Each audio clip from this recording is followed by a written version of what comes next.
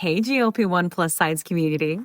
Before we jump into the podcast, please take the time to leave us a 5-star review on whatever audio platform you're listening to the podcast on. Share your story and how the podcast has helped you.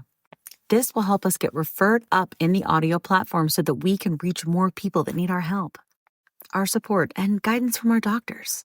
Help us get loud and change things. Are you interested in understanding GLP-1 medications like Ozempic, wegovy, or Mounjaro? Then join us on the Plus Sides Cracking the Obesity Code, the groundbreaking podcast helping people change their lives one episode at a time. The Plus Sides podcast is a disruptor.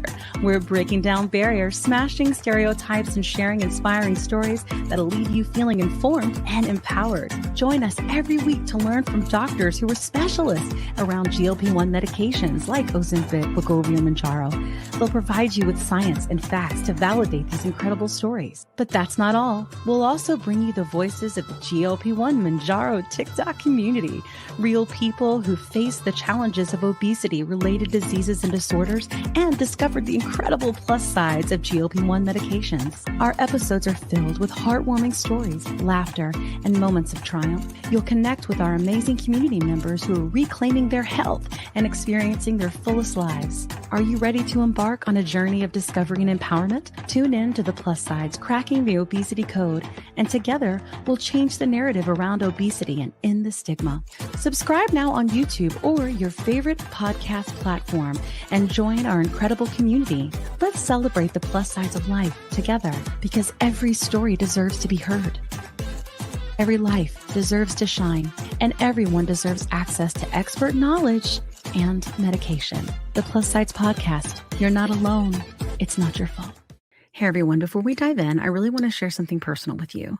About, I want to say like 8 to 10 months ago, after losing 100 pounds on GLP-1s and keeping it off for a long time, I started regaining out of nowhere, and I was terrified. But I also started having hot flashes and bouts of crying and snacky cravings and waking up at 3 a.m. unable to go back to sleep. It turns out I was in perimenopause. So I started hormone replacement therapy, which is also called HRT, through a telehealth called Winona that specializes in this. And it changed everything. And now I'm sleeping better and my hot flashes are all but gone, thank God. And I feel like myself again. And it turns out that you can actually start perimenopause as early as 35. And well, I'm 46 and she's here. HRT has really come a long way and there's just no need to suffer anymore. So if you're like this and you're in the same boat, you can check out buywinona.com and you can use the link in our link tree to save some money. Want the fastest working GLP-1? For half the price, Ro now offers FDA-approved weight loss injections cheaper. With results you can see faster. Lose 15% of your weight with the formula from Eli Lilly that hits not one, but 2 hormones to curb hunger and nausea. Weight loss faster, confidence higher, price cheaper. See if you qualify at ro.co/TV. Welcome to the Plus Sides Podcast. Spirit fingers. Spirit fingers. This is our GLP-1 evangelist hands. Spirit Hallelujah. fingers. Welcome, everybody. Welcome. If you're new here, we're going to do our quick intros. If you're not new here, this is your cue to fast forward. We've been trying to make it faster. We have. We've been trying. We've really been working on it. We've like practiced and everything. So here we go. My name is Kim, and this is the Plus Sides Podcast. And we are a multi-award winning podcast in the top 1.5% podcast globally, which is a big deal. It is. It's a big deal. It's a big deal. And we love it. And what we do is talk about what it's like to kind of live your life with a chronic disease and give you all the tools and resources that you need by interviewing experts in this area, because we want you to be the healthiest you can be, not the healthiest BMI you can be, the healthiest you can be. And that's what we focus on here. We started this as a GLP-1 evangelist, as I was saying, on social media, because we realized this was a bigger conversation than just 3-minute TikToks, frankly, and realized that we needed to dig in and kind of just we had a doctor on one of our shows that said you're sort of moving the conversation inch by inch that obesity is a disease, and it is, right? Yep. But so is type 2 diabetes, right? And there's lots of people with different metabolic disorders and dysfunctions, and we talk about all those things. So we're so glad to have you. I've been on a GLP-1 for 2.5 years. I've lost 110 pounds. I've gained back 10 since I hit perimenopause, which pisses me off, but it's okay. It happens. It happens. And we're talking about it on the podcast, and we're Yes. having experts come on It's so we can okay. understand that. And it's all right. I've lost 4. So I'm getting back. It's all right. It happens. It happens. Yep. And that's a little bit about me. And this is my cat. What's up, Kat? Hey, I'm Kat. I am on the Mounjaros as well. I was, and 2 years? 2 years. Yes, indeed. A really funny tidbit when, and I know we've all gone through this. When I was first on the Mounjaros, I'm going to make it plural. It was like a secret. I didn't want to tell anybody I was faking it, or what I was using like an external source to help me lose weight. And then I found my old coworker, Kim, and she was on the TikToks talking about losing weight on Ozempic. And I was like, what? You're talking about it. I'm on Mounjaro. We need to talk. And now it's always that. And that is what the GLP-1 community does. And it's been fabulous therapy. I want to apologize in advance if you haven't listened to everything, but you will see me go through all the ranges of emotions, especially through perimenopause. But Kim, it's part of life. I went through it last year. Once you get on that HRT. See, and now you're helping me. Body gets back on. I was kind of helping you in the beginning. Yep. Now you're kind of helping me. Back in the saddle. Yeah. It's that change of life, and it's going to be here for a while. Yes. Buckle up, Buttercup. Buckle up, Buttercup. Speaking of this journey and weight loss and it being about way more than weight loss, that's what our show's going to be about today. So we're going to talk about the real, because a lot of people will say, like when you're talking about the studies and stuff, they'll be like, oh, but you have to make all these like changes and what do they say? Lifestyle changes and stuff like that. Right. And like, I think that people don't understand how big that is and what that means. Because you will hear people say, I haven't changed a thing. I eat exactly what I ate before and I'm fine. And then you'll have other people be like, nah, like I had to change everything. And then on top of that, dealing with being in a smaller body and dealing with possibly being on a medicine for maintenance. And it's just a lot. It's a lot, As we're going to talk about a lot for your brain to kind of all process. Indeed. Before it becomes, jello. We have 2 community guests and one of our special doctor guests as well. So I'm going to invite them in to share their stories and we'll go from there. Yay. Hello, Noelle. Oh, hello. How are you? Oh, just lovely today. I love that you call it the TikToks because I do it too. You do? I got that from Rosie O'Donnell. She used to always say that on her TikToks. See, now you're cool, Noelle, because Rosie O'Donnell did. Oh my goodness. Whatever cool, if you were cool before. Yeah, you're cool. You're cooler, apparently. We are big fans of Rosie. Rosie came on our show and put us on the map. So that was a big deal for us. Yeah. But we're so glad to have you, Noelle. And also we have Danielle. How are you? Good. How are you guys? Good. We're so glad to have you today. So what I'm going to do is I'm just going to start with Noelle. I don't know, just because reasons. Sure. And we'll have her tell her story and then you tell your story. And if you guys have connections and things that you want to discuss in between, that actually helps people that listen to the show. It helps them relate. And a lot of times relating is like the path to healing, I think, on this show. 100%. So feel free to be yourselves here. It's a safe space. Okay. Oh, thanks. Tell us a little bit about you. So I always was a bigger girl growing up. That was just my life. I come from a bigger family. So I think I was just like fighting genetics from day one. And it was always something that was in my mind, but just like a fact of life. And I remember being like the 13-year-old at Weight Watchers, with my mom. And in growing up, I feel like it was like the peak of like diet culture.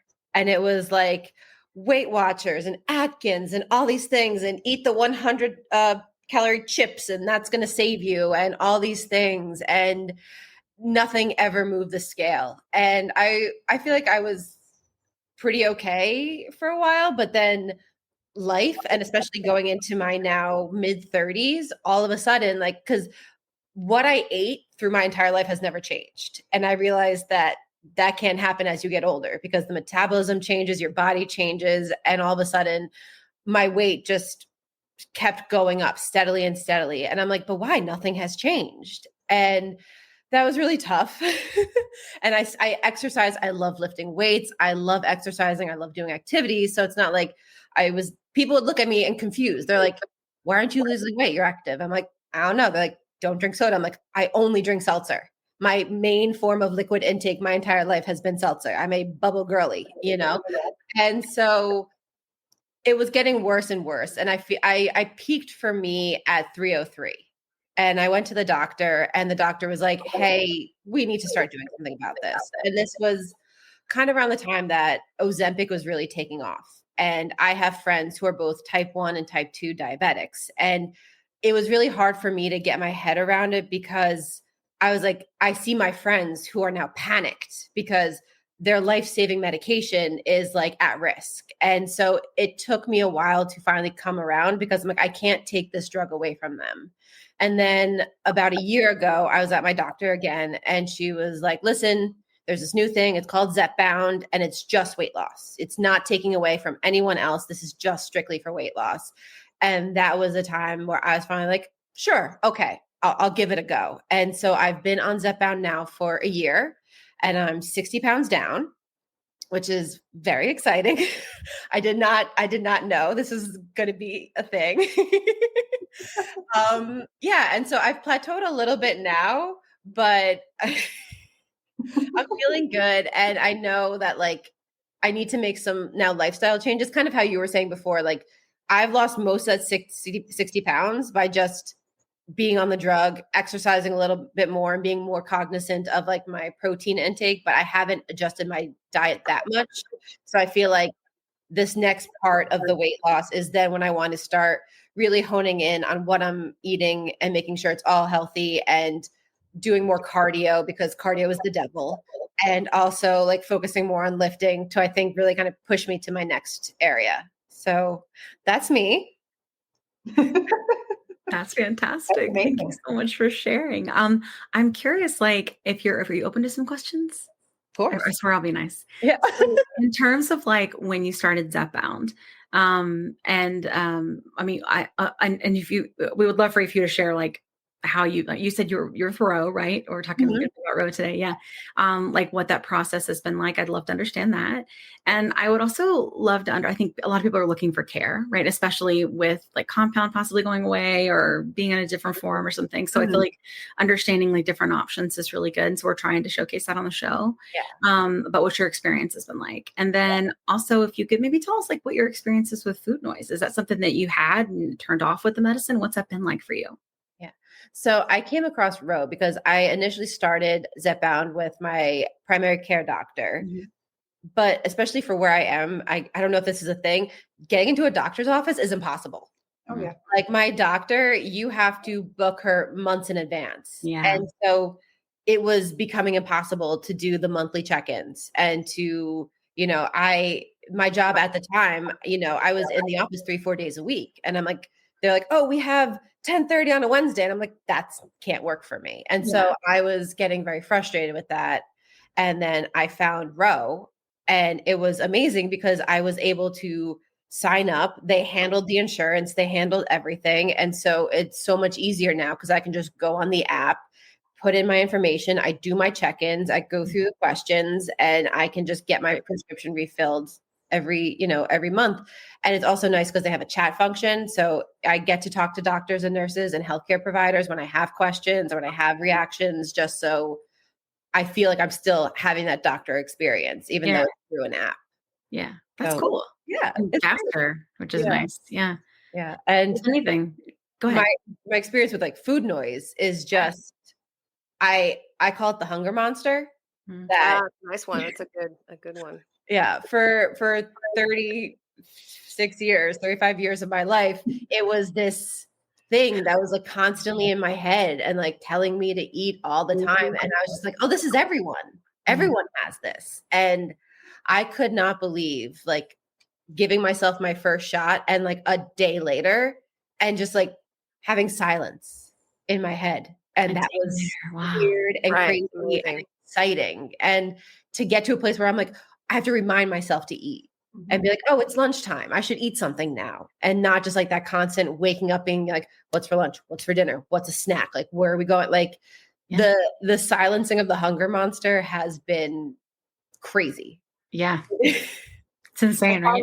I call it the completely full with no guilt, right? Because before if you were completely full, you felt guilty about feeling completely full. Yeah. And what a good I still segue. struggle with that a little bit. Do you still struggle a little bit? Because I still actually feel like if I feel full, even on the GLP-1, sometimes I feel a little guilty, like, oh, I shouldn't have had that much to eat. Like it's still that. It's still there, but at least you know you're doing it the healthy way versus like, I can't believe I just ate 16 Oreos. Yeah. Agreed. Yeah. Like at least there's a stopping point. At least there's a wall, right? The So wall kind of is how we great. talk about the wall. It's really odd. Like sometimes I always feel like it just turns off like a switch. We're done now. Oh, okay. Because we are, right? Sometimes when you're chewing, you're like, oh, can I swallow? I don't know if you guys have felt this though, like the now repercussions of overeating or like eating to that step now like haunts me for like 7 hours. Like I went to dim sum with coworkers and the soup dumplings were flowing and I was just like, yes, we're going to have some dumplings. And I was uncomfortably full for like 7 hours. It wasn't like, oh, an hour or two. It was like the rest of the night. And so I'm like, not doing that again. We found the wall and we're not going to go past it. All right, I have to tell you like a really cool fact that we learned from a doctor about this. Yes. So it's fascinating. Fullness is not real. It's a feeling. Did you know that? So, like when you're like, I feel full, I've eaten so much, right? It's not real. That's why when people get on or have surgery or anything like that, or like he was using the hot dog eating champion, like as the thing, it's a feeling you can push through, which is why another reason why obesity is a chronic disease, right? Because it messes with your brain, says you're not full, right? Like when you are full, but it's not real. It's not a real thing. It's just a feeling. Wow. Isn't that bizarre? Yeah. I know. We were like, anyway, had to share. Good segue to Danielle. Hi guys, how are you? Welcome. Tell us your story. Mine's a little different. Cool. Mine's a little bit more medical. So obviously I'm not built small. It doesn't matter how much weight I'm going to lose. I'm from the South, so I'm always going to have that South,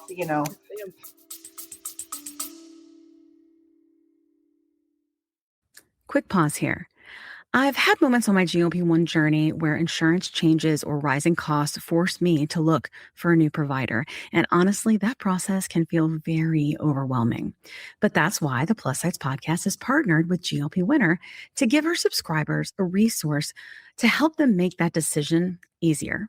GLP Winner is a comparison platform that lets you explore telehealth providers in all 50 states, whether you're looking for brand name medications or compounded options. You can see pricing up front, read reviews, and get a clear picture of which provider might align best with your needs. Check it out today at glpwinner.com/plus-sides. That's glpwinner.com/plus-sides. Don't forget the Z. Let me tell you a quick story.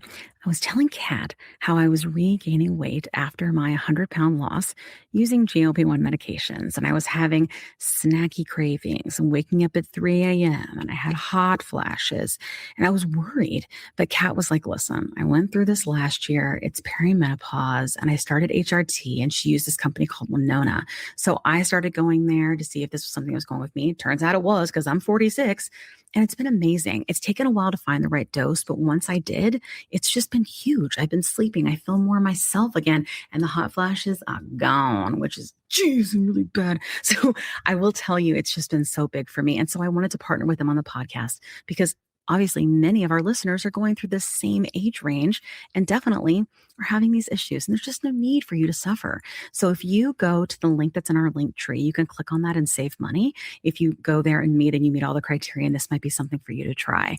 So I just want to make sure you had this great resource because it's just been such a big difference for me and Kat. Again, you can go to the link in our link tree and get what you need.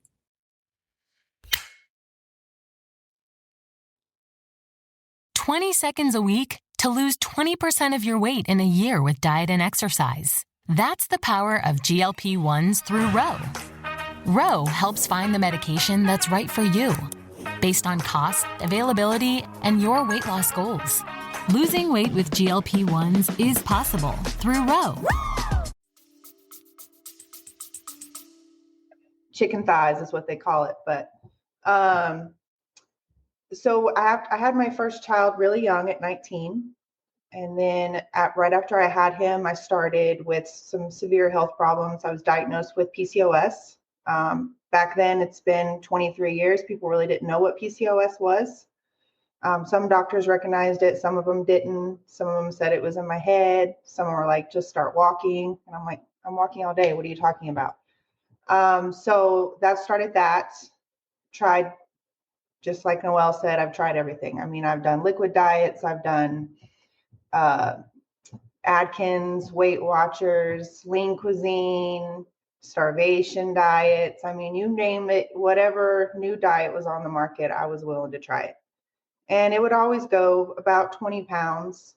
And then I would always hit a wall. Like nothing, no matter what I did, no matter how much I was working out, nothing would move. And then it would just cause, in your brain, like, well, what's the point? So then you would stop.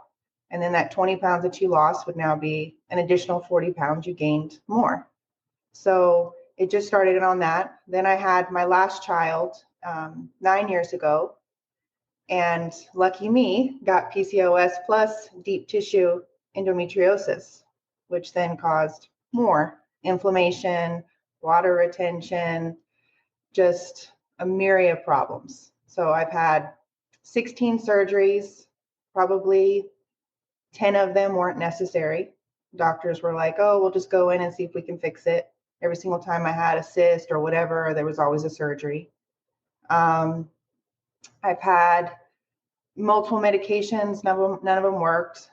So with PCOS, basically what happens is you hyperovulate. So when you hyperovulate, it would be like I gained, like specifically in my hands, it would be like I gained 60 pounds in 2 days in my hands. So my hands would swell, my feet and my ankles would swell, look like the Nutty Professor. So of course, emotionally that puts so much on you.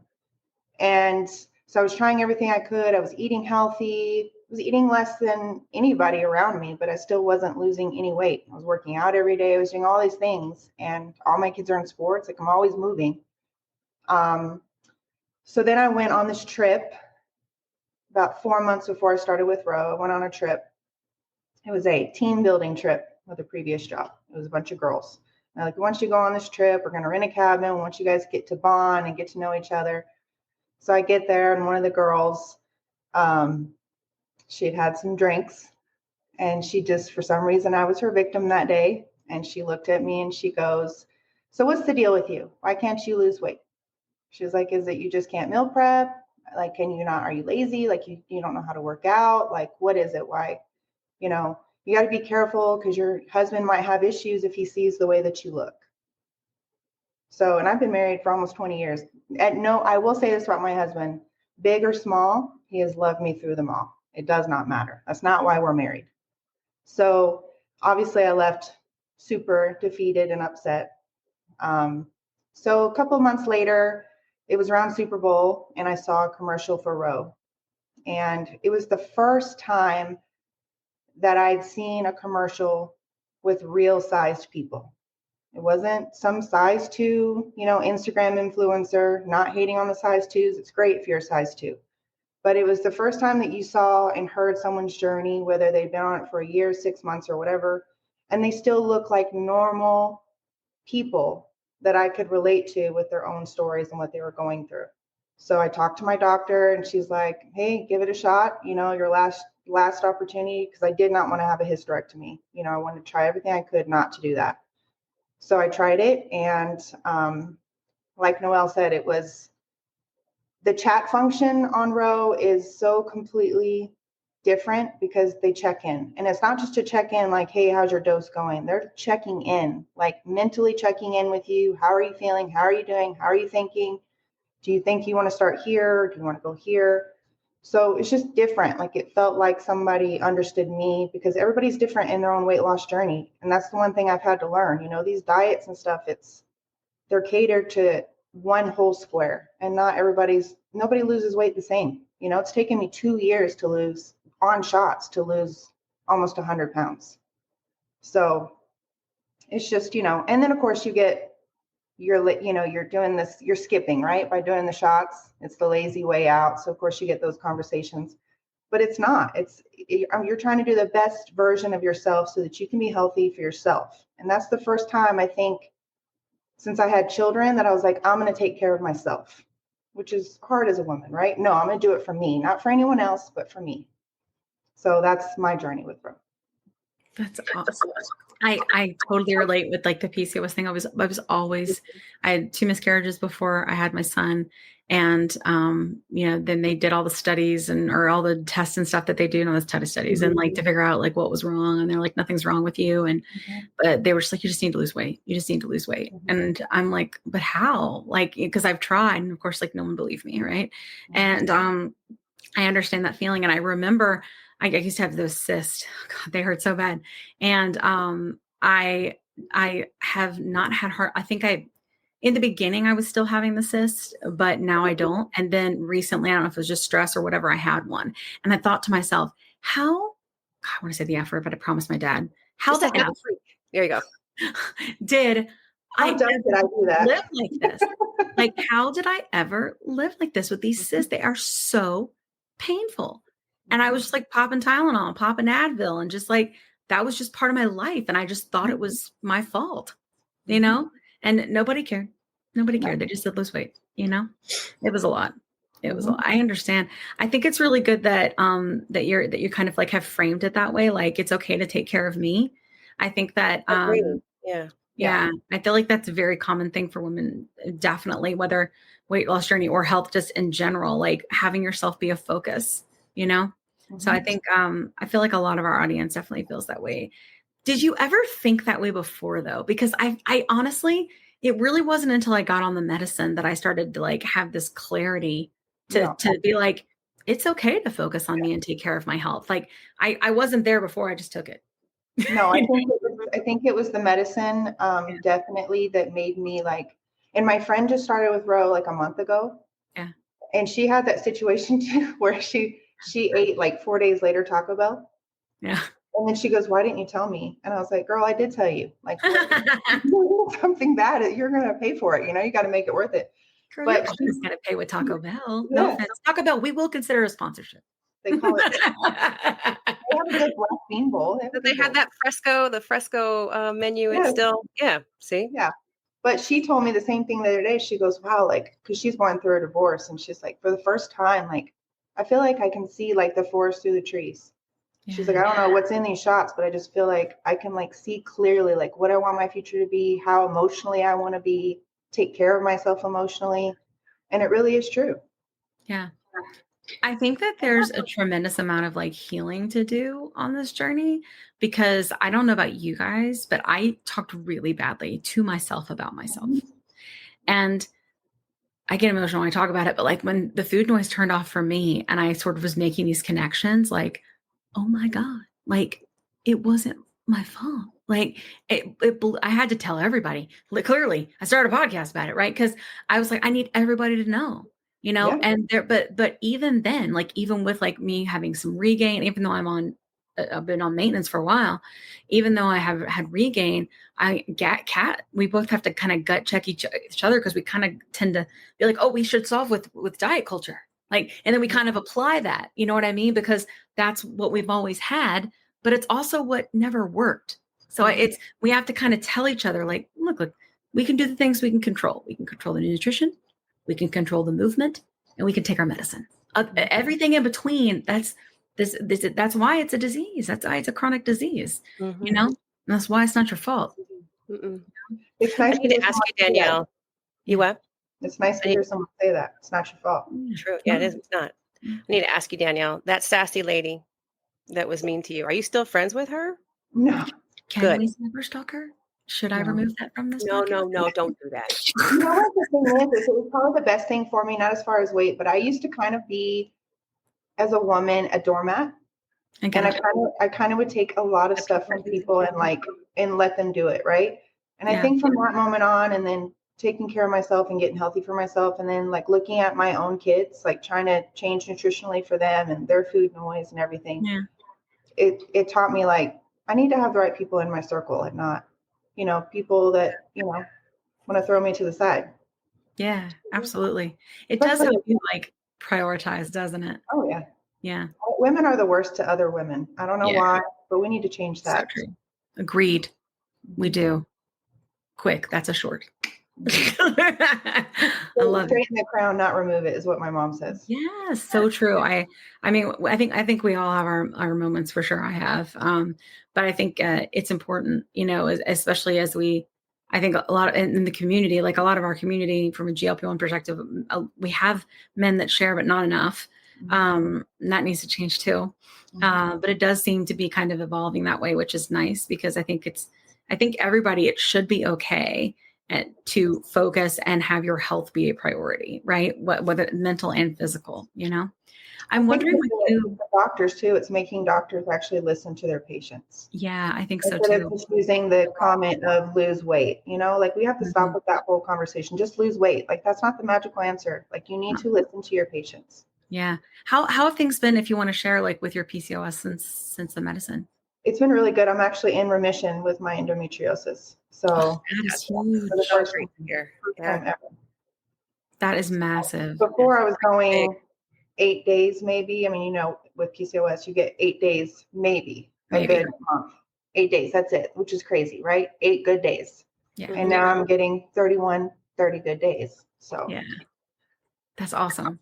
So basically no bad days because I mean, I am a mom of 3 boys, so there's definitely days. I get it. I have one boy. Boys are allowed. I get it. Keep them alive. Yeah. Did you, when you took the medicine too, did you feel food noise turn off pretty quickly? I did. And it taught me to listen to my body more because the food noise had shut off and I was getting full so quickly.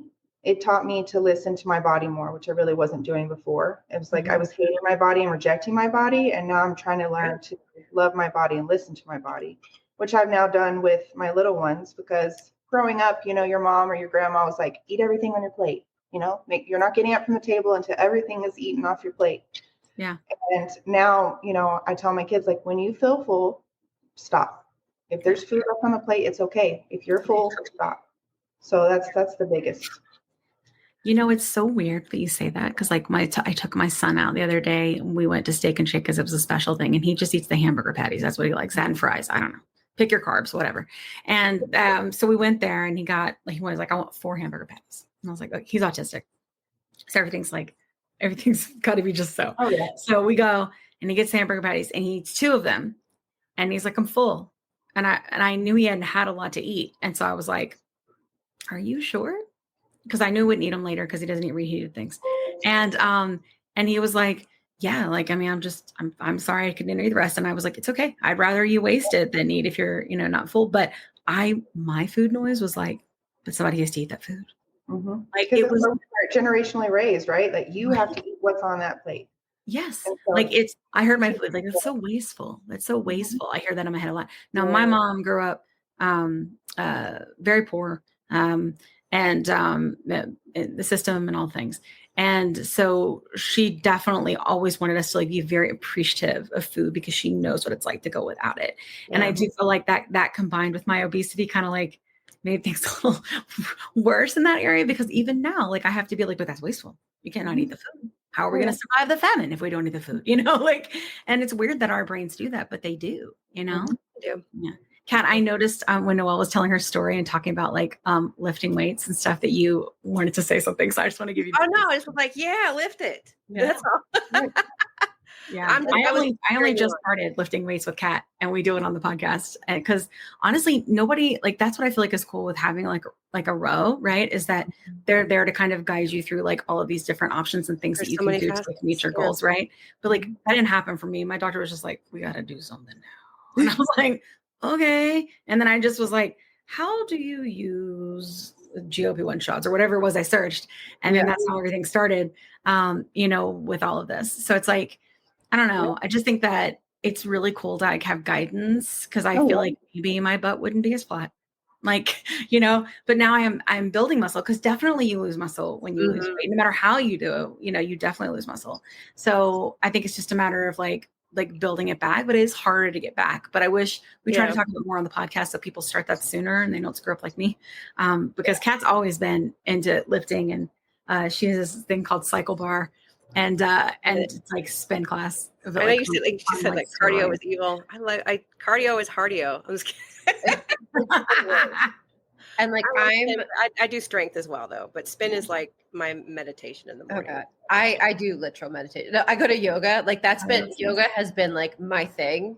Yeah. I really discovered as I've started, losing weight and everything, because what's great about yoga for me is they're very much like present over perfect. Where you are right now is like good enough, because you're in these classes and there are these women who are like putting their legs over their heads, stretching over here. Yes. And I'm like, I'm going to touch my toes. Yeah. Agreed. And so they're like, come as you are. Right. Yeah. They're like, today we tried like a really hard pose and I'm like, that's not my journey. And she's like, grab a strap, grab a block, like we'll make a modification. And so That's nice. it's been a really great way to like challenge myself and be like, I feel like every time I go to a yoga class, there's a moment where I'm like, no, I cannot do this. And then I'm like, no, we're going to try. We're going to try and see where we go, because what's the worst that can happen? And so yoga has been such a good thing. It's also given me that like meditation and that time of like quieting and centering, which has been awesome. And like, there's that. And like, I still love to lift weights. Like I love to feel strong. And also from my upbringing, I'm a very competitive person. So like, I love going to like classes where it's like a lifting class, because I need to see what someone else is doing and be like, I can lift that. I can go that heavy. I can do that. You'll have to teach me how to, I've tried yoga, Noelle. You'll have to teach me how to shut off my brain, because I've gone 6 times and each time it's like, okay, I need to go to the dry cleaner. The boys have basketball. Like I have all these little things going on and I cannot focus. The list is the worst. I think how I try to do it is like, this is an hour. I'm going to have an hour and I'm just going to be in it, because I'm in Shavasana. It is constantly what's the thing that's coming up next. And it's just so like the food noise went away and the life noise came in. Like, it's like, there's always, I think that's the thing. And there's always going to be something in life. There's always going to be something you're thinking about, the next thing you have to do, the next thing you have to plan. And I think we've all talked about like, you have to carve out time for yourself. You have to say, guess what? In an hour, that's all still going to be there. Yeah. I'm going to deal with it when I leave. You just have to be in the present where you are now. Yeah. And I think that's this whole journey, it's every day was a day. When I was at 5 pounds, I was like, holy crap, I lost 5 pounds, and every time I lost weight, I'm like, well, we're here now, and people have asked, what's your ideal weight? I'm like, I don't know, because I don't want to not set myself up for failure, but I don't want to be like, I'm going to lose this much weight and then like be sad that I don't get there. You know, everything is a victory. And like, I've talked about this to a lot of people, especially with like growing up in diet culture. Everything is lose. What have you lost? How much have you lost? What are you losing? What food are you cutting out? It's all about loss. And so much about my journey has been gain. I've gained confidence. I've gained skills. I've gained that perspective. Look on life. And so every time I talk to people, because I now have friends who have joined, different groups who are starting GLP-1s, and I'm like, what have you gained? Like, I don't want to hear the word loss, because it's cool that you have lost weight. It's cool that you're at a number, but it's a number. What mentally has changed? What physically has changed? What are you able to do now? Yeah. Like that mentality shift has been so important. Yeah, it really is. And I see people early, like when they're sharing on social, who are definitely caught in the scale this week and I gained this week, and they don't realize like weight loss isn't linear. And I think that it's something that I learned too, because Kat and I still live in big bodies. We're like, I don't know what size Kat is now, but I'm like a 14, but I was like a 26, 28 when I started. And so for me, I can move my body throughout the world better. I have so much space in my brain. I started a business, like, and I also work, like, I have a family. I have all these, like, this very rich, full life. Like my quality of life has improved dramatically, which is what matters and why I choose to stay on the medicine. Right. And I think that what a lot of people do is they start with diet culture mindset, because that's what we're ready, kind of stuck in. Yeah. And they get to like, I have a goal weight, but ultimately your goal weight may not be the weight for you right now with this medicine where you are, because this is a disease. Like that's why it is, right? Because Like when we look at the Zepbound, like for example, Zepbound trials that you were in, or that you take Zepbound, the trials on average in 3 years, people lost on average about 55 pounds. Now, if you're the size I was, 350 pounds, and only got me to 300, that's a massive difference in my health, because doctors say they just want you to lose about 5 to start seeing health improvements, right? And feeling better and all of that. So if you lose that on average, then that's great. But I lost twice that, and many people experience that, but also many people don't. Right? Many people experience 30, 50, and all of those are wins. And so if we're always looking at it with like a diet culture lens, right, where we're like, this week I lost this, and it's like you said, with like this losing mentality, it's very easy to not realize this was all about health to begin with, right? And improving your health. So thank you so much for sharing that. I appreciate that. And I think, was it Teddy Roosevelt who said like comparison is the thief of joy? Yeah, I don't know if it was, but that was a good quote. It's so true. Constantly comparing yourself to other people and be like, oh wow, you lost 100 pounds. That's amazing. Could I ever lose 100 pounds? Yeah, right. Like everyone's on their own journey, and like your what you lost should not diminish what I lost. Yeah, absolutely. So true. And like, I think that people don't realize too, when they're talking about like this disease, is like the prescription for us forever, all of us, everyone, was eat less, move more. But the reason that doesn't work is because everybody's body is different. Like there's just so much more to weight than I think that we had Dr. Steve from Roe on our show a couple weeks ago, and there's so much more to weight. It's a lot of it has to do with the brain. You can only control so much, So I think that's important to remember as we kind of go through this journey. But let's talk about that more with our special doctor guest, eh? Yeah. Heck yeah. Right. Hi, Dr. Rachel. Welcome back. Hi. Thank you so much for having me. Good to see everybody. We're so glad to have you. So thank you for being fly on the wall during our conversation. We have some questions for you. I would love for people who haven't seen your episodes on the podcast before to know a little bit about who you are and how you help people. Sure. Thank you.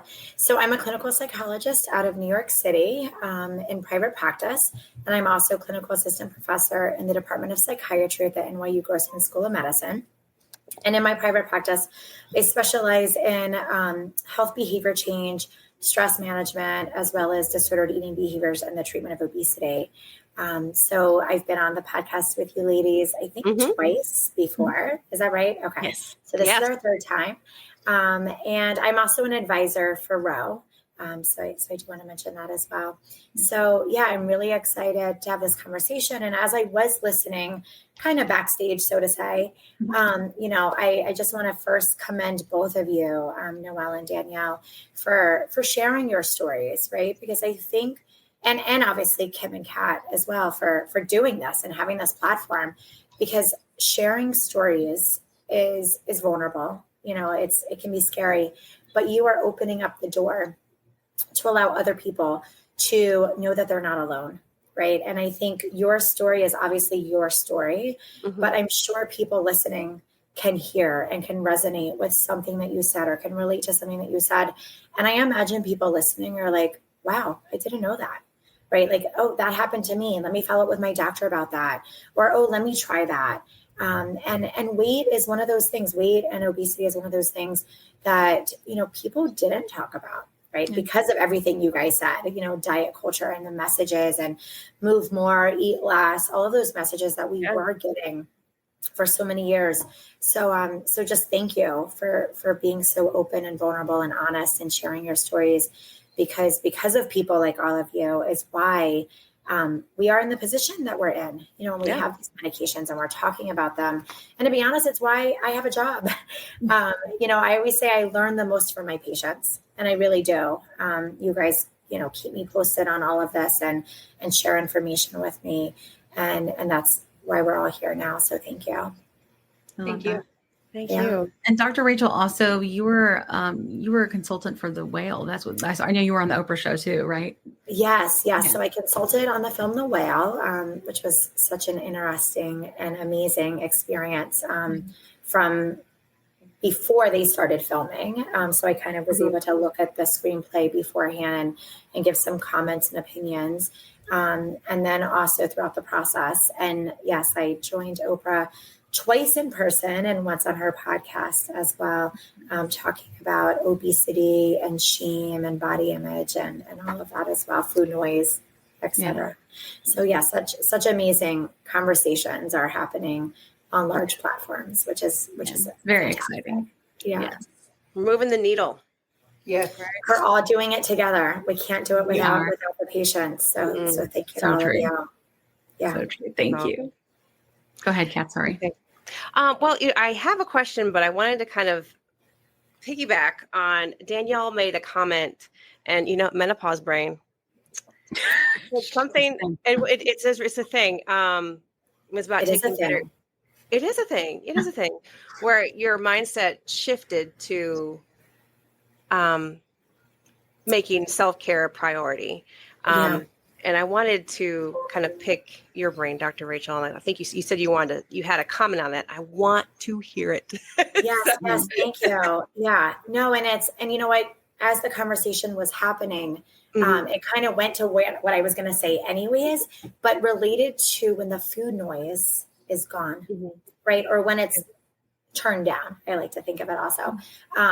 Then we are open, like our brain has more space. It actually does, right? It has more space for these other things.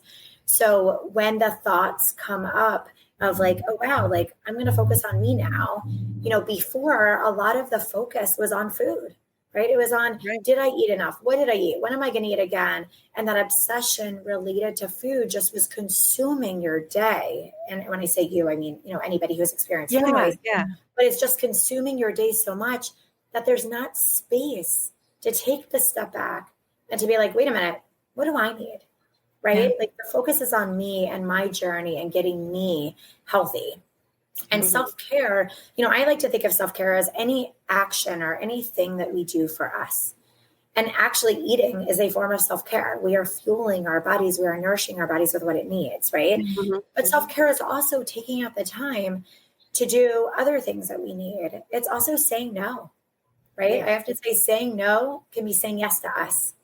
But we're not capable of really thinking like that with so much of this chatter and of this food noise. And I think other people can relate to it as well in terms of just chatter from outside, right? Society giving us all these messages. Those messages are loud and we internalize them. So when that food noise is gone, those messages kind of get turned down. They might still be there. Right? Media, all these things, the messages are still there, but you have been able to almost build yourself up in a way that's like, I don't need to hear that.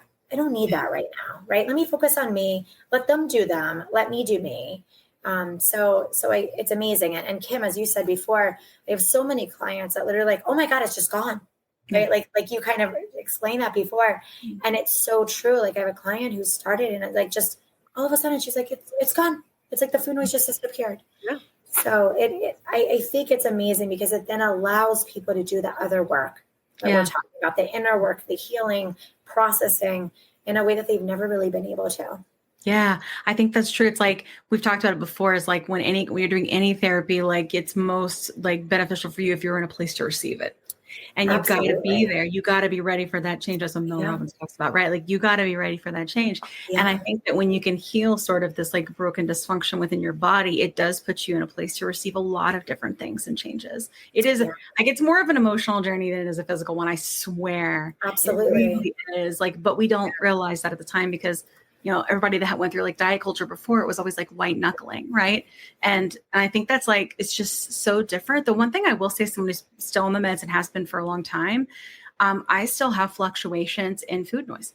And I still, when I'm very, very stressed, find that I have weeks where I'm way more hungry. And during those times, I give myself grace. Because I realize the body's not static, right? Like we're going to evolve, and like I'm going through perimenopause, and probably eventually menopause. Well, I will, but like there's no way out of it. You're going to. She said probably. And like I'm holding on to hope, Kat. Okay, regardless, like we do though. Like my brother-in-law just passed. Like stress happens, and I think that. It's like it's when you're talking about sort of like the space with the food noise. It's space in your brain, but it's also energy space. Like, I think that when you're like spinning your wheels all the time, because your brain's trying to survive the famine, right? With always sending you all these food noise, it's like it's exhausting, like the mental exhaustion of it all. But when it's not there, or when it's turned down, like you mentioned, because mine's more turned down now that I've been on a long time. When it's turned down, it's like you just are like, what am I going to do with myself now? And that is the beauty in all of this, right? And it can be anything. It could be starting a podcast. It could be going to yoga. It could be anything, you know? Yeah, it's so true. And I'm glad that you also mentioned that the food noise isn't just gone either. Because I have several clients who, you know, it kind of goes like this, right? Yeah. And it goes the same as if we were to wake up one day, even if you weren't on a GLP-1, if, you know, if wake up one day and be like, I'm hungrier than normal today, or like hungrier than my normal. Yeah. It means something's wrong with you, right? It means, okay, what's going on? Right? Like maybe my body needs more today, which it probably does. And if the food noise is a little louder, it means something's going on. I always like to say, let's turn inward and be more aware and be more insightful and be more curious, right? Yeah. Like what's going on in my life that maybe the food noise is louder right now. Oh, right. I had a really stressful day, right? Yeah. Or right. You're going through something difficult in your life. It would make sense that food noise, those cravings, that appetite kind of comes back a little bit more, right? Absolutely. And that's okay.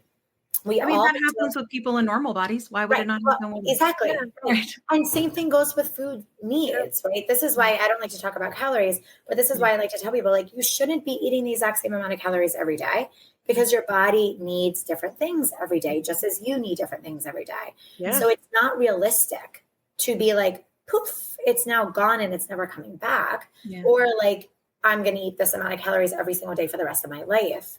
Right. And that's where a lot of this self-talk and the mindset shifts come in, that it's okay that you want a cookie.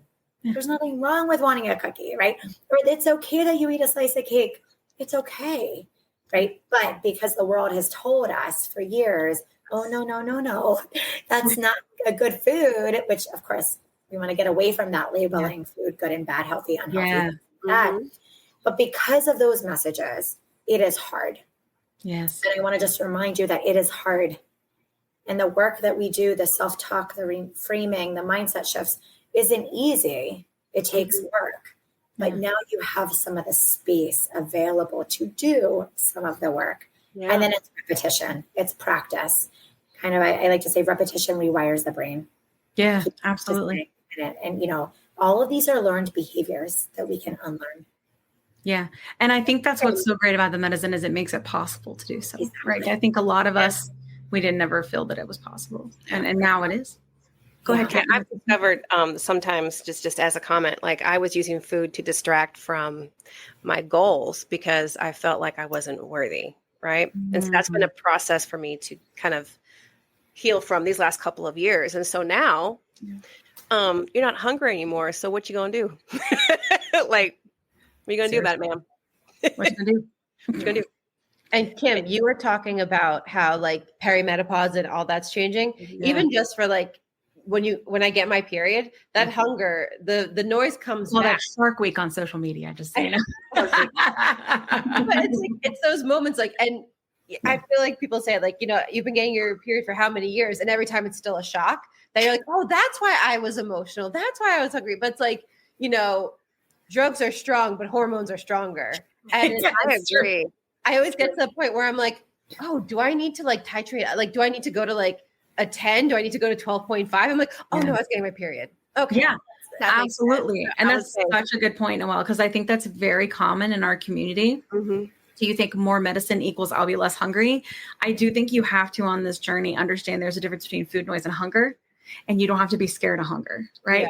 But it's very common because of how we are and the way it works in the brain from what the doctors say on the podcast, right? That we confuse those two. So I for sure had moments of sheer panic when I had hunger return or when my stomach growled and I was like, oh, it's going to happen. It's coming back. You know, and like I've had to work through that. And I make a lot of content about it because I know people are going to have it. I mean, Danielle, you said 2 years, right? You've been on the medicine 2 years. Yeah. Do you see the difference between hunger and food noise now?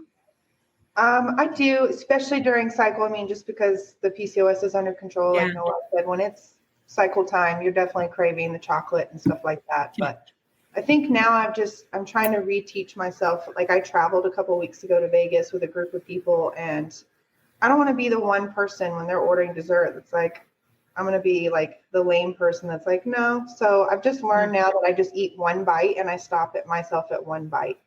Yeah. So that I gave myself that craving, but I'm not downing an entire piece of cake. But if I down an entire piece of cake, that's fine. I just walk more the next day, right? Yeah. So I don't want to sit there and count that either. But I'm just trying to relearn, like, okay, if they put a piece of cheesecake in front of me, I'll just get one bite. Don't eat the whole cheesecake. Yeah. I have to tell you something that I like from one of the doctors on the show that I feel like I need you to hear in this moment. Believe it or not, diet and exercise are not treatments for obesity. They're things to do for like nourishing your body and keeping you in a healthy space. But it's very common because of how we've been taught for us to immediately think, if I have the cake, I have to walk more tomorrow. Yeah. Like it's very, very common. But that's science for that really helped me through that piece that you just mentioned, so that I could be like, it's okay to have a piece of cake.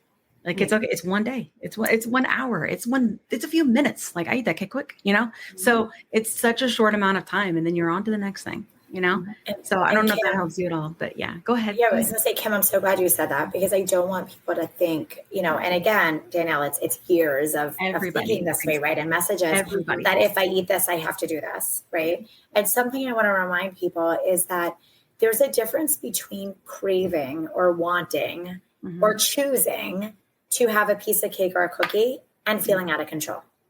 Yeah. And that's the difference. I think many people that say that the food noise is turned down is that they feel in control around these foods, right? I have a client that will eat a dessert of some sort every night. Yeah. And I'm like, great, go for it. But did you feel in control? And did you choose to have it, or did you feel like it was an impulsive act, right? Yeah. So it's okay. Again, it's because of the messages we've been hearing for years. We feel like something's wrong. Like, oh my gosh, I want a piece of cake. I'm having a bite of cake. It's fine. Yeah. Eat it. But I have one rule. What's the rule? Enjoy it. Enjoy it. Yes. Yes. I always say, and it goes back to the type of therapy that I do, which is cognitive behavioral therapy, which is how our thoughts, emotions, and behaviors are all linked. Yeah. If you were going to eat a piece of cake or anything, pick your favorite less nutritious food for a moment and say you eat it, how are you going to feel after? It's that feeling that impacts the next thought, that impacts the next behavior. So I always say, if you're going to feel guilty about it and beat yourself up over it, then it's not worth it. Yeah. But if you're able to go into it being like, everyone's ordering cake, I'm going to have a piece of cake, or I'm going to have a bite of cake, and it is what it is. It's the thought that follows the behavior that is actually more important than the behavior itself. So I don't care what you eat. Yeah. But sit down, eat it slowly, and enjoy it. Because then you're not going to feel guilty about it, and you're going to move on and be okay with it. Yeah. So it's the thought that follows the behavior. It's not about the cake. It's not about the cake. No, it's not about the cake. It's like people always talk about with like relationships. So like, it's not about the sinks. I mean, it's not about the dishes in the sink. It's not. Yeah. It's not about the cake. It's not about the cookie. Don't blame the cake at the cookie. It's about the thought. It didn't do anything. Right. It's the thought that we have because of the messages that we've internalized. Let's not forget that. Because the messages that we've internalized, of the thought that we have, that determines what happens next. Yeah. Because if you feel guilty about eating it, you might then go to the gym for an hour. You might then not eat again for the rest of the day. You might beat yourself up. Yeah. But if you're like, I enjoyed that cake, I'm moving on with my life. No big deal. It's over and done with. Yep. Yeah. I thought it was really good on the Oprah show when she had one of them, she had the endocrinologist at the end. And I was like, Oprah, in the beginning, that's where she should have been. But not that Oprah knows what I have to say, but you know what I'm saying. And but she asked her, she goes, why can she eat a piece of cake and go to bed and I'll be about 3 pounds heavier? And she said, because you will survive the famine, because that's how your body is made. We're just better equipped. Yeah, like that's we're if anything, we have evolved. We will survive the famine, whatever comes. I don't know.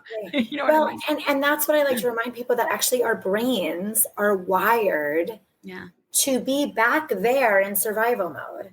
Which is why our brains jump to all of these worst case scenarios, what ifs, because our brains are still there. They haven't evolved. Unfortunately, that's our work.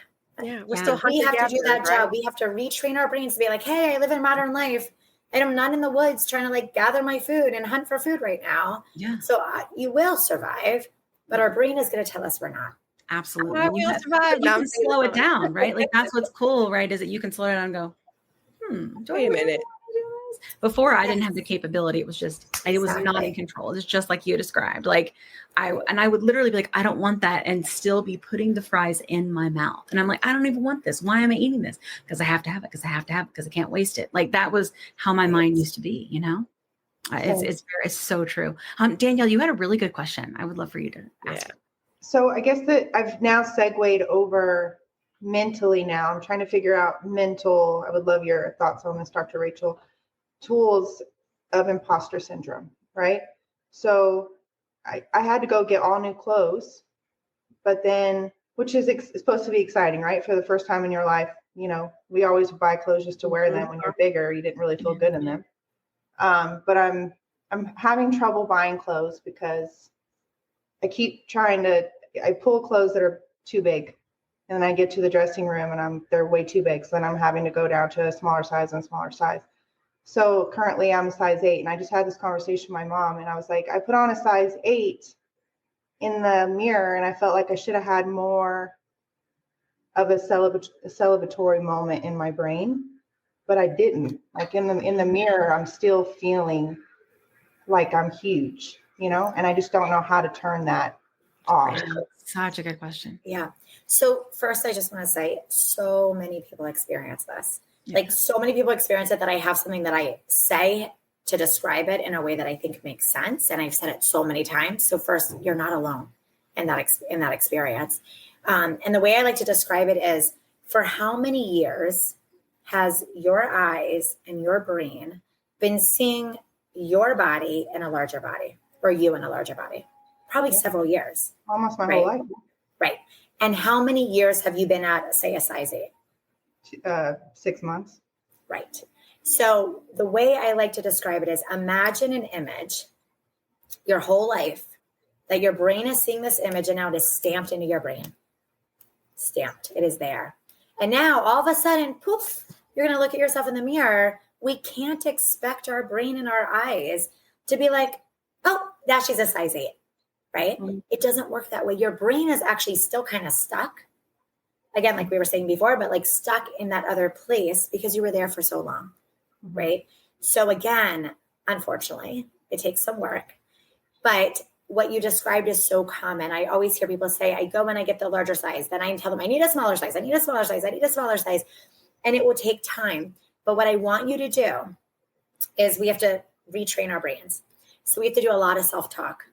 And the self-talk can even start with when you try on the larger size and it doesn't fit. Don't just take it off and be done with it. Be like, oh, wow, this is the size I used to be in. This must mean that I lost weight. This must mean that I'm healthier. This must mean, fill in the blank, whatever resonates to you. And then every time you try it on, you say something similar. Like, this is evidence, right? Because imposter syndrome or the body dysmorphia that we're talking about is really unhelpful. It's not true. But we think it's true in the moment because our brain lies to us. Mm-hmm. And we can retrain that brain by examining the evidence. So where is the evidence that I'm still a size whatever? Well, it's too big. I'm able to, run up the stairs, not getting out of breath. I'm able to do this. I'm able to do that. All those things that you gained, right? And then the more you do it, your brain is going to start reacting and catching up. I would even say, a lot of people even say when they see the reflection, right? Or a shadow, like the reflection as they're passing stores walking, or the reflection in the mirror, they're always like, oh, like, who's that? Right? Mm-hmm. I get this all the time. That's another great time to be like, wait a minute, that's me. And remind yourself, I am now a size whatever. I am now, again, examine the evidence and give yourself that positive self-talk. And I would say we want to take the focus off of appearance, right? So we're kind of feeding into that cycle of being focused on appearance.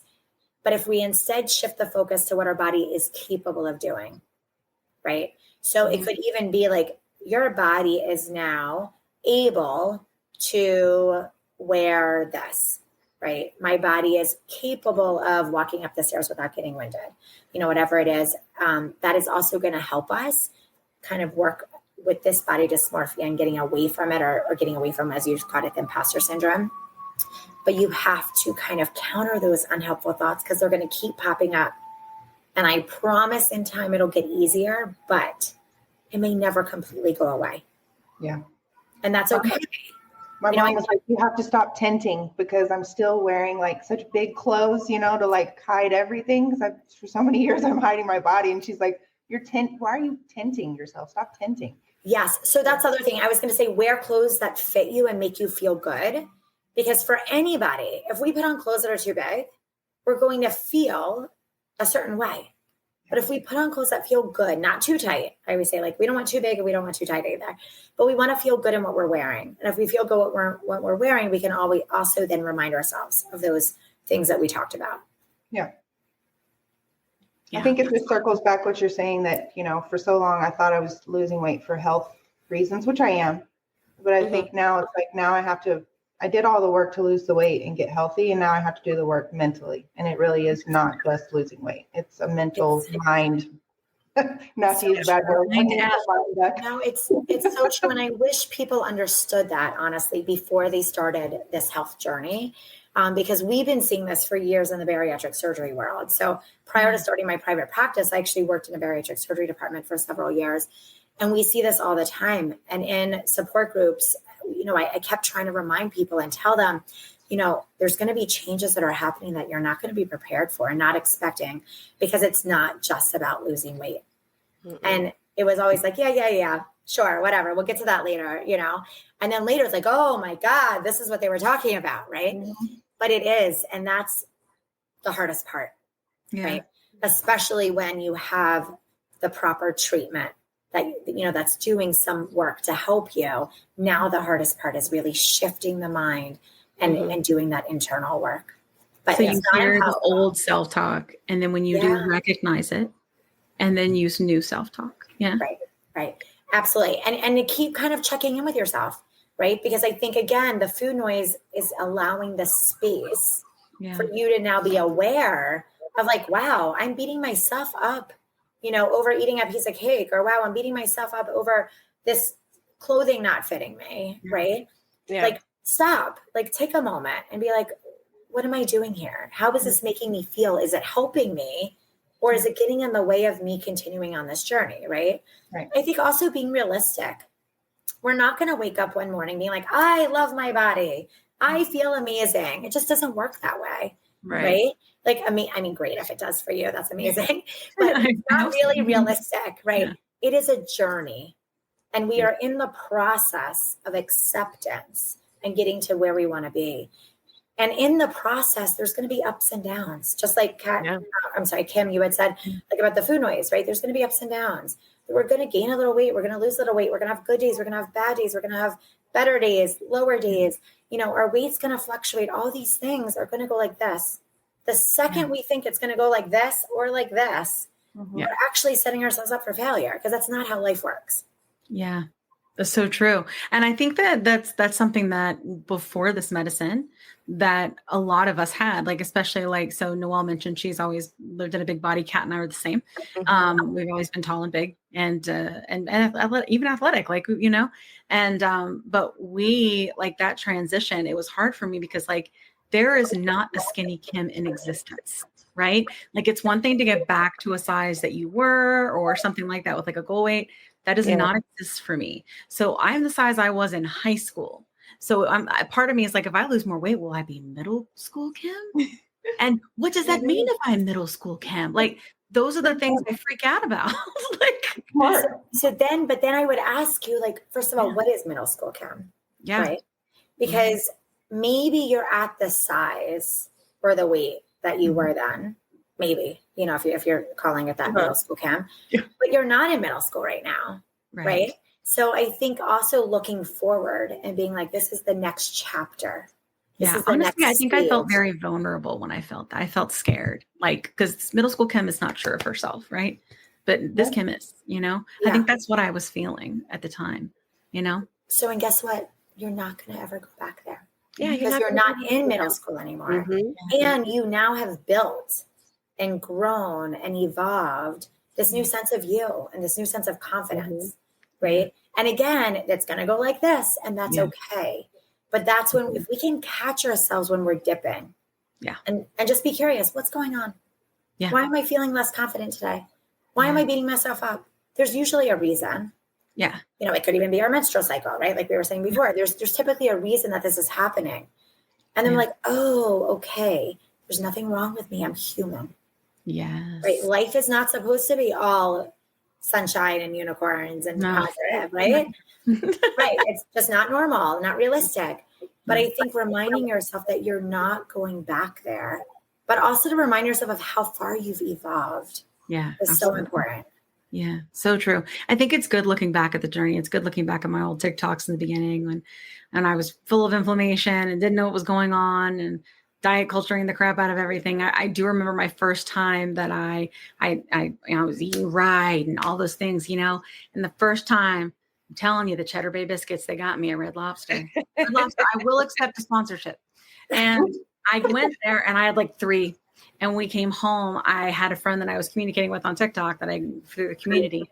And I said, yes, Noelle. I was like, well, I feel bad because I ate bad food.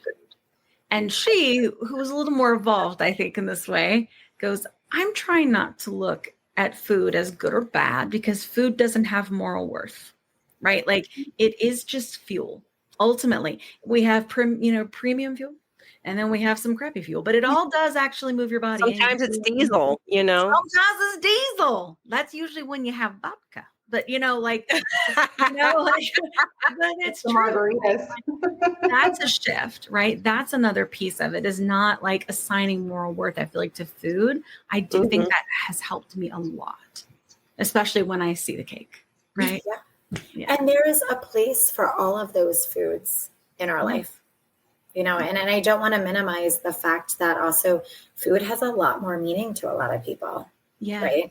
Like celebrations. I mean, you know, holidays, you know, it brings people joy. For many people, it was a source of comfort or is a source of comfort. Right. And that's okay. Yeah, absolutely. But I think it's taking that step back again and being able to look at it from a new lens. Is the key. Go ahead, Noelle.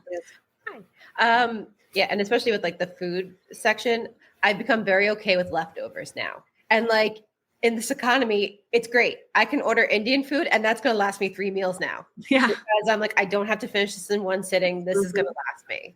So that's great. But I feel like I'm having an issue in the other direction where I am like feeling myself and I'm like looking amazing. I've cried in a Madewell, dressing room because like I'm putting on jeans I haven't fit in college and like feeling really good about myself. And like that scene from Hook where he's like, there you are, Peter. And like they look at me like I'm finally recognizing my face again. And that has felt amazing. And I am loving this feeling. But then I also have this other part where it's like, every year for Christmas, my mom makes us a book of like a year in review of like all like the pictures from the year before. And we got last year's book and like, I didn't want to look at it because I'm like, I don't know who that person is. And there has been this great weight of like feeling like, I can't believe I let it get so far. I can't believe I waited so long to actually make a change. And it's like, it's hard to balance that regret in my head of like, what if I had just done this a few years ago? What if I had, and how did I wait so long? And how do I look back at myself and still love who I was to say, or like look at these pictures from these amazing times I had and still have love for myself and not just annoyance at my weight at the time. Yeah, such a great question. And again, I'm sure so many people relate to this. I often hear people say they don't want to look back at certain pictures or certain times. And for many reasons, right? I think it brings up a lot of emotion. It brings up a lot of memories, a lot of perhaps self-hatred. And again, it's how we flip the script, right? So first I'm going to also say though, related to that is you have to think about where you are on your journey. And if it's helpful to look at those pictures now or not. Maybe it's one of those things that we say not yet, right? Like maybe it's buried away and one day you'll feel comfortable looking at them again. So I do want to say that not it doesn't need to be the most helpful thing for you to look at them. But if you do, I want you to say to yourself, other things, right? Think about the other moments, right? Usually in pictures, we all do this, especially with the phones. We zoom in on us and then we pick ourselves apart, right? Like, oh, there was this or there was that, or my arm looks this way. When you're looking at pictures, I actually want you to zoom out. I want you to zoom out. Look at the picture, the memory. A picture at the beach with your family is not a picture of you in your bathing suit. It's a picture of the family, maybe running in the waves and running after the birds and building sandcastles and looking for shells. But if we zoom in, it's you in a bathing suit. Yeah. Right. So again, we want to take the focus off of the appearance, zoom out, and try to think of the memories, which I know probably have a little bit of a dark cloud over them. I hear that. I know that because of perhaps your weight and where you were and how you felt about yourself. And that's why maybe you're not ready yet to look at these pictures, right? I also want to comment on the fact of what you said, that you're like in this other stage right now, celebrating. And I wanted to just commend you because I'm so glad and happy to hear that you're taking the time to do that, as opposed to just being what's next, or let me move this on. We have to take the time to acknowledge our victories, our successes, our wins. In today's world and society, we are go, go, go. And it's always what's next? What's the next size? What's the next this? What's the next that? What's the next dose, right? But really wow, sit where you are.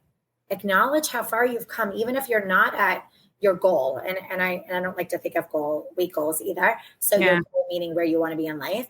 But take where you are now and think of how far you've come and acknowledge that and feel happy and success, because it's huge. So I'm happy to hear that you had happy tears and you're doing all of that because you made the choice. This was your choice. You made the choice to get help, to get treatment, to do what you're doing. And you're doing it and you're seeing change, you're feeling change. And that's incredible and remarkable. Well, you're on a podcast talking about it. Like it's such a win, right? Like, what a boss move. I think it's cool. I mean, I think that's so fantastic. I love the zoom out thing. I never thought of that piece before. I totally can relate. And I have learned something I would like to share with you in this area if you're open to it. I understand. I look back when I look at how I was when I started, and I'll show you a picture at some point so you can see. But when I started, I was buried and hidden in my body. I was sick. And so for me, because I do the podcast and I interview obesity specialists and endocrinologists and bariatric surgeons, and they describe the disease of obesity and they describe insulin resistance, they describe what it does. We have a neurologist coming on too, of what it does to your brain. It helps me look at it like that was sick, Kim. Kim was sick, right? And Kim didn't know any better. And Kim didn't have the tools, right? So it gets me to a place of changing the talk that was a person that had a disease and that person got help. And now I'm this. And that was hard for me because when I would look back at my life, I really could only handle two things at a time. I have a special needs family and then I had a career. But I would always look, and I have family, my friends and family, right? I always would look and I had all these amazing friends, Kat included, incredible family, so many things people didn't have. I had an education, a great job, a baller career, a beautiful son, a great husband, all these things. But it never felt like enough. And it was because I couldn't control my food, And so now, though, Kim can. So going back to what Rachel was saying about food control, and was it my choice or was it my disease getting in the way of my brain that was making me ingest because it thinks we're going to starve, right? So breaking it down, I think a little bit to understanding the science of things has helped me heal. I mean, obviously, I still a lot to do because I still weep about it. But it was easier for me to look at myself and go, I love her. I feel bad that she talked badly about herself to herself. And I feel badly that she suffered when she didn't have to. And it's why I do the podcast, because I don't want anybody else to suffer anymore. It's needless. It's needless. And I want to just add something to that too, that the science is the data. It's the reminder that we need when we start doubting ourselves. Right. Yeah. So I remember when, I told a client, the way I said it, I guess finally was the aha for them to finally seek treatment and be on the GLP-1. But when I said obesity is a disease that has to be managed for the rest of your life, right? And I think if you just go back to that, right? But what I also want to say is doing the self-talk is not always easy. Yeah. It's easy when you're feeling good about yourself. You're like, yeah, I'm great. I'm doing good. It's actually the hardest when you're tired, when you're emotional, when you're stressed, when you're hormonal. Let's add that one. So remember that too, that if you are having difficulty challenging those unhelpful thoughts, if you're having difficulty coming back to some of these things, it's okay. That's normal. You're not supposed to be able to always do it because, again, our brain is wired a certain way. Yeah. So don't be so hard on yourself, right? Going back to that self-compassion and showing yourself some of that love and that grace, it is so important. And even if some of the times you catch yourself and you're like, all right, actually, that was my brain. It is very outdated. I got to catch it up. Just even a little bit of a reminder each time goes a long way. And again, in time, it'll become more automatic. In time, Danielle, when you go to the store, you're not going to be grabbing the larger size. You're going to be grabbing the 8. Yeah. Probably be grabbing the 8 when you're not into an 8 anymore. But, in time, it becomes a new automatic. Yeah. These are all behaviors that became habits because of associations. And we now are going to break that habit, create a new association, and have a new automatic. But it takes time. Great. I have one last question. For those of us in the audience, I'm a recovering binge eating disorder person. And we were talking about body dysmorphia, more or less, this whole conversation. How can body dysmorphia impact our perceptions of progress? This is what we're all kind of discussing right now. And during a transformation like this, how can we kind of prevent that body dysmorphia, especially with those who are struggling with binge eating disorder? So, of course, I have a question to answer the question. When you say how the body dysmorphia can impact the binge eating, are you talking about like in the moment if you're having a binge, or the thought of, returning to having a binge, the fear? Or is it the thought of? That's what I'm thinking of. Sorry, I didn't hear you. Go ahead, Kat. Go ahead. Oh, the thought and the fear, like, oh gosh. Returning to that point of feeling out of control and having a binge, right? Yes. Yeah. So the same thing, I'm literally going to just kind of say what I said before, but it's so relevant to this too. Mm-hmm. So it's about reminding ourselves and using that self-talk, right? Yeah. That this is not what you're currently experiencing right now. I would even examine the evidence. When is the last time you've had a binge? I don't know if you want to share that, but I think, I don't know. Right. I've had some slip ups, they still happen, but they're so, yeah. Yeah. A binge, the definition of a binge is also very subjective. Exactly. It's right. Target. Yeah. Right. So a binge to you today is probably looking very different than a binge to you perhaps years ago. Yes. But if you were even like, I don't know, right there is evidence that our brain wants to jump to worst case scenario. Our brain is going to jump to, if you eat a cookie, you're going to binge on the cookie because that's what you did years ago. Yeah. But pause, hold on. When is the last time that I binged? Years. When is the last time that I had a cookie and didn't participate in a binge? Yeah. Yesterday. Right? True. So that's the data. That's the evidence that our brain needs that reminder. Right. Okay. So it's the exact same thing. Our brain is working in the same way. We can retrain it, but it takes work. And be kind to yourself. Yes. So many aha moments with Dr. Rachel. So many moments. I love that. Thank you. I love it.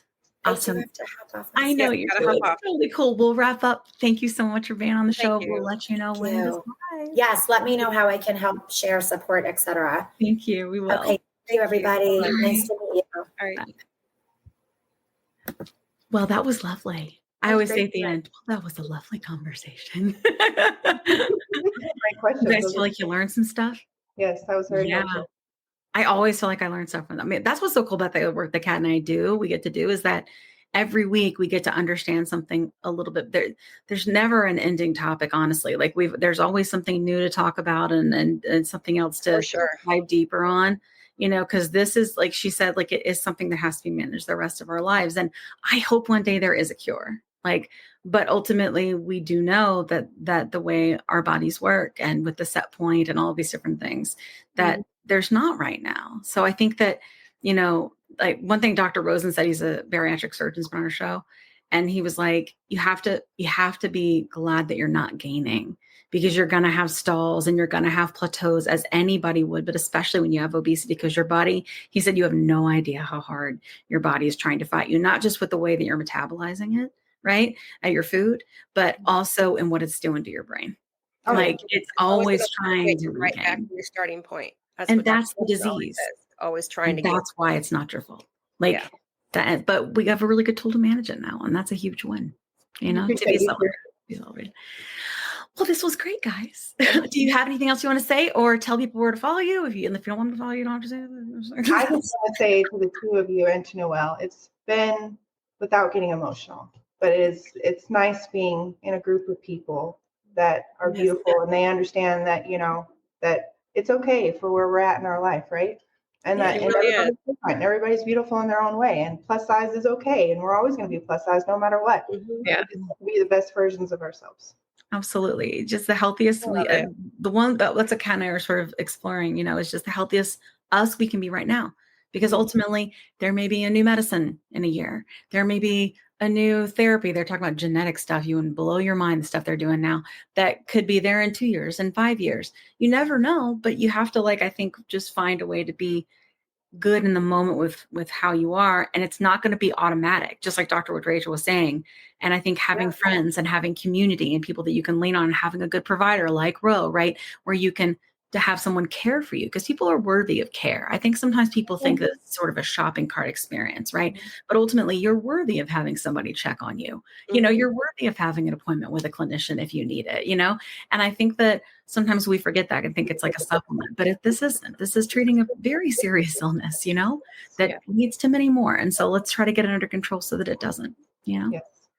All right. Good show. All right.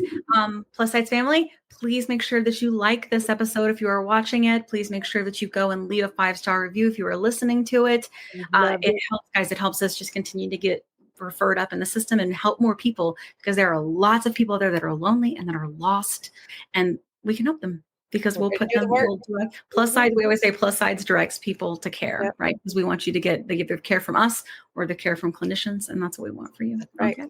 Thank you, guys. I appreciate you. Thanks, everybody, so much. We will see you guys next week. Friends. Yes, friends. Thank you. And hasta la pasta. Let me tell you a quick story. I was telling Kat how I was regaining weight after my 100-pound loss using GLP-1 medications, and I was having snacky cravings and waking up at 3 a.m. and I had hot flashes, and I was worried. But Kat was like, listen, I went through this last year. It's perimenopause, and I started HRT, and she used this company called Winona. So I started going there to see if this was something that was going with me. Turns out it was, because I'm 46. And it's been amazing. It's taken a while to find the right dose, but once I did, it's just been huge. I've been sleeping. I feel more myself again. And the hot flashes are gone, which is, really bad. So I will tell you, it's just been so big for me. And so I wanted to partner with them on the podcast, because obviously many of our listeners are going through this same age range and definitely are having these issues. And there's just no need for you to suffer. So if you go to the link that's in our link tree, you can click on that and save money. If you go there and you meet all the criteria, and this might be something for you to try. So I just want to make sure you have this great resource, because it's just been such a big difference for me and Kat. Again, you can go to the link in our link tree and get what you need. Today's episode is brought to you by Ro, a telehealth platform that's changing the game of GLP-1 access. What sets Ro apart? Ro understands the challenges of navigating insurance hurdles and the skyrocketing prices of GLP-1 medications. That's why they specialize in getting insurance approvals for GLP-1s. And if insurance is a barrier, they go a step further by prescribing brand name Zepbound vials for prices close to those of compound GLP-1s. With Ro, you're not just getting a prescription, you're getting a partner in your journey that's helping you access affordable treatment and guiding you every step of the way. Whether it's insurance approvals or cost-effective alternatives, Ro is here to make sure that you get the medication you need. Visit ro.co/plussides with a Z today to see how they can help you take control of your weight management journey with affordable, accessible care. That's ro.co/plussides with a Z, making healthcare work for you. Check out the link in our show notes for more details. Are you interested in understanding GLP-1 medications like Ozempic, Wegovy, or Mounjaro? Then join us on The Plus Sides, Cracking the Obesity Code, the groundbreaking podcast helping people change their lives one episode at a time. The Plus Sides podcast is a disruptor. We're breaking down barriers, smashing stereotypes, and sharing inspiring stories that'll leave you feeling informed and empowered. Join us every week to learn from doctors who are specialists around GLP-1 medications like Ozempic, Wegovy, and Mounjaro. They'll provide you with science and facts to validate these incredible stories. But that's not all. We'll also bring you the voices of the GLP-1 Mounjaro TikTok community, real people who face the challenges of obesity-related diseases and disorders and discovered the incredible plus sides of GLP-1 medications. Our episodes are filled with heartwarming stories, laughter, and moments of triumph. You'll connect with our amazing community members who are reclaiming their health and experiencing their fullest lives. Are you ready to embark on a journey of discovery and empowerment? Tune in to The Plus Sides, Cracking the Obesity Code, and together we'll change the narrative around obesity and end the stigma. Subscribe now on YouTube or your favorite podcast platform and join our incredible community. Let's celebrate the plus sides of life together, because every story deserves to be heard. Every life deserves to shine, and everyone deserves access to expert knowledge and medication. The Plus Sides Podcast. You're not alone. It's not your fault.